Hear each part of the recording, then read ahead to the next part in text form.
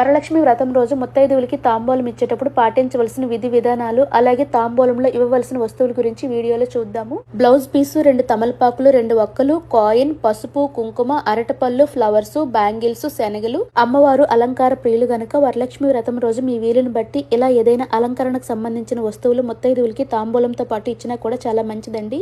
ఆ రోజు మన ఇంటికి వచ్చిన ముత్తైదువుని సాక్షాత్ వరలక్ష్మి దేవిగా భావించి కాలు కడిగి పసుపు రాసి చంపలకి చందనం పూసి కుంకుమ బొట్టు పెట్టి వాళ్ళ చేతికి అక్షతలు ఇచ్చి చిన్నవాళ్ళైనా పెద్దవాళ్ళైనా వాళ్ళ కాళ్ళకు నమస్కారం చేసుకుని అక్షతలు మన తలపైన వేయించుకుని దీవెనలు తీసుకోవాలి. అలాగే ఆ రోజున ముత్తైదువుకి కాలు కడిగి పసుపు రాసి బొట్టు పెట్టి తాంబూలం ఇచ్చేటప్పుడు వాళ్ళతో ఏం మాట్లాడకుండా మనసులో అమ్మవారిని తలుచుకుంటూ సాక్షాత్ వరలక్ష్మి దేవికి తాంబూలం ఇస్తున్నట్లు భావించి ఇవ్వటం చాలా మంచిది. తరువాత ఆ రోజు మనం ఇంట్లో చేసుకున్న ప్రసాదం పెట్టి తిన్న తర్వాత తాంబూలం ఇచ్చి సంతోషంగా సాగనంపాలి. తాంబూలం ఇచ్చేటప్పుడు ఏ పళ్ళు అయినా 2 ఇవ్వాలి. అలాగే తాంబూలంలో నానబెట్టిన శనగలు ఉండేటట్లు చూసుకోండి. అమ్మవారికి అత్యంత ప్రీతికరమైనవి.